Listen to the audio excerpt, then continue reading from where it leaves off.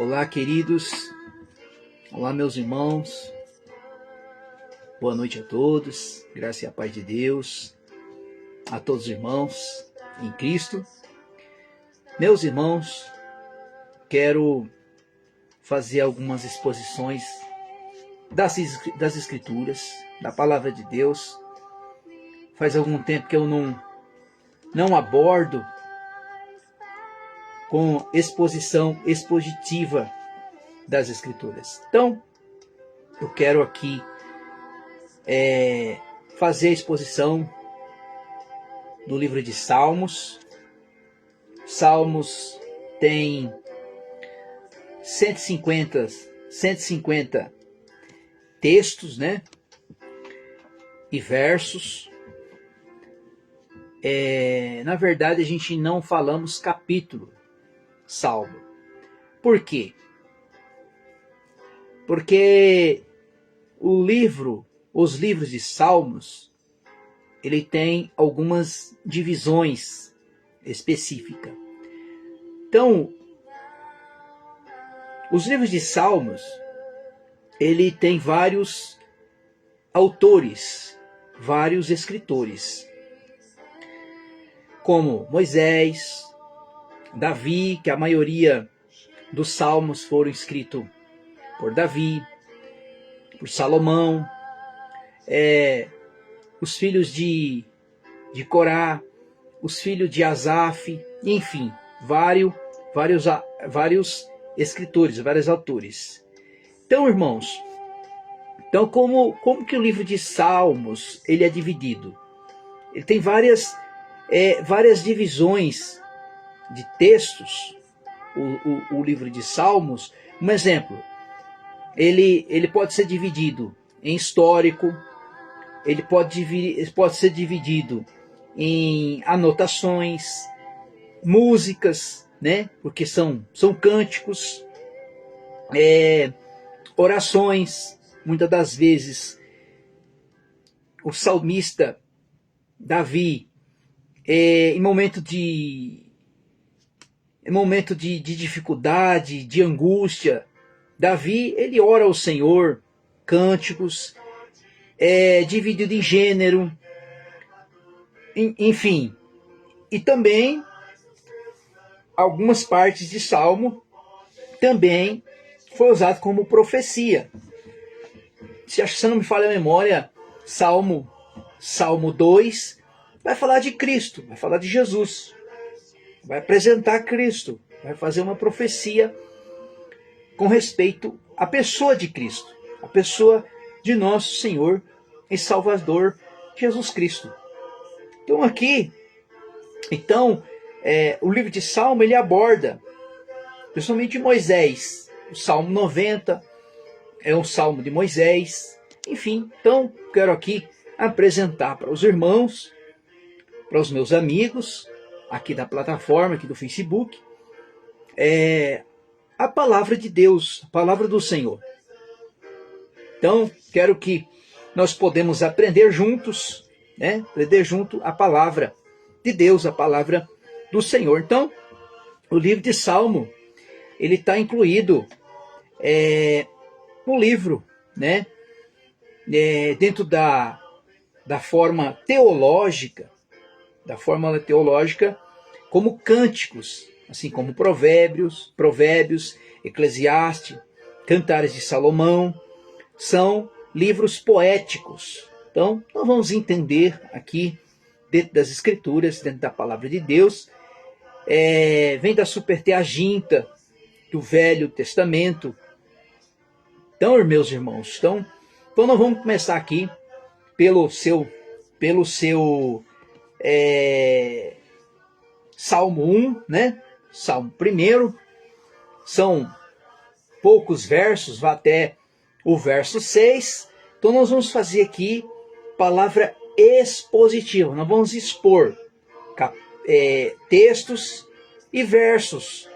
Nós vamos poder compreender melhor a palavra do Senhor, a palavra de Deus, né?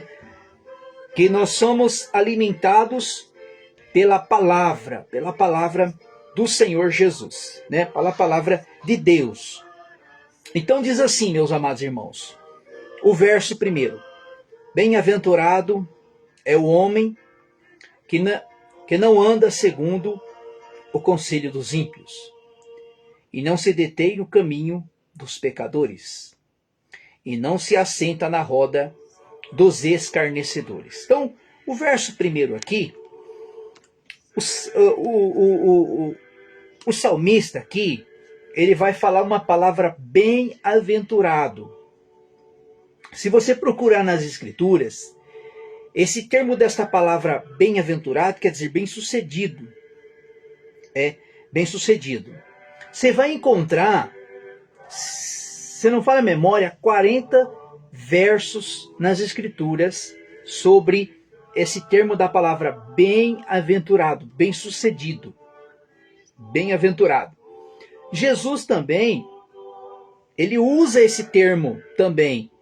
Quando Jesus, lá no Sermão do Monte, ele fala por só Jesus, só o Senhor Jesus, ele fala 9 vezes esse termo, bem-aventurado e bem-sucedido. E aí ele vai dizer assim, ó, é o homem que não anda segundo o conselho dos ímpios. Quer dizer, o justo, o salvo, ele não vai andar segundo o conselho desse mundo. Quando a Bíblia fala aqui ímpio, ele não especifica só aquelas pessoas que não conhecem a Deus e não conhecem a sua palavra. Também o ímpio. O ímpio é aquela pessoa que diz que é um servo de Deus, que é um crente, só que o seu comportamento é como um ímpio, é como se fosse um ímpio. Ainda ele não se converteu ainda ao Senhor, ele não se converteu ainda, ele não se rendeu ao Senhor Deus. Ele vai dizer, ó, e não detém no caminho dos pecadores, e nem se assenta na roda dos escarnecedores. Irmão, a pior coisa que tem é quando um cristão, um verdadeiro cristão, um cristão, ele dá mau exemplo entre os ímpios, aqueles que não conhecem a sua palavra. Aí vai dizer, olha, diz que é crente, diz que é um servo de Deus. Então ele está dando um mau exemplo. Então quando ele diz não se assenta na roda dos escarnecedores, sabe o que é um escarnecedor, meus irmãos? É aquele que zomba das coisas do Senhor, das coisas de Deus. Ele é zombador. Ele é zombador. Ele fica escarnecendo, o escarnecedor. Então, a própria Bíblia diz aqui que nós, como servos de Deus, nós não devemos nos assentar junto com os escarnecedores, com os zombadores. Com os zombadores. Jesus, irmão, passou por esses momentos difíceis. Né? Jesus foi escarnecido pelos ímpios. Foi zombado pelos ímpios, principalmente quando ele estava lá. Que Jesus ele foi condenado de duas formas. Pela questão religiosa, pelos judeus, que os judeus ele tratavam, os judeus, quer dizer, os fariseus, os mestres da lei, eles tomavam conta da lei. Então, esses próprios homens zombaram de Cristo, escarneceram dele. Depois, Jesus foi, primeiro ele foi acusado pelos religiosos judeus. Depois, ele foi condenado pela a lei romana, pela crucificação romana. Então, o verso primeiro aqui, nós já entendemos que o crente salvo, ele não vive junto na roda dos escarnecedores. Ele se afasta, o cristão, o verdadeiro cristão, ele não pode viver junto na roda dos escarnecedores, daqueles que zombam. O que a palavra de Deus diz? Que nós não devemos tomar o nome do Senhor em vão. Está na lei isso, está na lei de Deus. Nós não devemos tomar o nome do Senhor em vão. Então, aonde que estão zombando do Senhor, zombando de Deus, nós não podemos fazer parte com estas práticas. Vamos lá, o verso 2. Diz assim, ó: antes o seu prazer está na lei do Senhor, e na sua lei medita de dia e de noite. Então, veja aqui que o verso primeiro, que não devemos nos assentar na roda dos escarnecedores. E agora, o que acontece com o salvo? Ele medita na lei de Deus de dia e de noite. Irmão, nós sabemos, muitas coisas aqui em Salmo, no Velho Testamento, não serve para a igreja nos tempos atuais. Nós temos que ficar com aquilo que Cristo disse, com aquilo que Jesus disse. O que o Senhor Jesus disse? Ele disse, ó, um novo mandamento eu vos dou. Então o verso 2, ele vai dizer que antes o nosso prazer, a nossa alegria é meditar na lei de Deus de dia e de noite. Verso 3. Ele é como uma árvore plantada junto à corrente de água, que no devido tempo dá o seu fruto, cujas suas folhas não murcham. Em tudo o que ele faz será bem sucedido. Irmãos, esse texto aqui é maravilhoso. Nós pegamos aqui um exemplo que Jesus disse lá em João capítulo 15. Ele disse assim, ó: eu sou a videira verdadeira, e vós sois o ramo. Todo ramo que está em mim dá fruto, e se ele não dá fruto, ele poda, para que dê mais fruto ainda. Se não dá fruto, ele corta e lança o ramo no fogo. Então, irmãos queridos, todo cristão salvo, que tem o Espírito de Deus na vida dele, ele vai ser produtivo. Ele vai ser como uma árvore plantada junto aos ribeiros de águas. Eu não sei se os irmãos já fez uma reparação, passa em algum rio que tem veja a vegetação que roda ali o rio. Você vai ver que a vegetação é diferente. Por quê? Porque a água, ela enriquece, são um alimento para a planta, para a árvore. Então, ele tá aqui, o salmista, ele está dizendo que bem-aventurado são aqueles que têm a sua árvore junto plantada aos ribeiros de água, que dá o seu fruto na estação certa. Então o verso 1 vai dizer que nós não devemos estar na roda dos escarnecedores. No verso 2, dizendo que nós temos que meditar na lei de Deus de dia e de noite. O verso 3, nós somos como uma árvore plantada junto ao ribeiro de água. Vamos lá, o verso 4. Os ímpios não são assim. São, porém, como palha que o vento dissipa. Olha só, meus irmãos, olha só que coisa preciosa é a palavra de Deus. Os ímpios não têm prazer nas coisas de Deus. O ímpio não tem prazer na lei de Deus. O ímpio, ele não permanece na verdade. Por isso que Jesus ele disse, olha, em verdade vos digo. Então quando Jesus disse esta questão, olha só, os ímpios não são assim, porém são como palha ao vento e dispersa. O que o salmista está querendo dizer aqui? Que os ímpios não têm firmeza.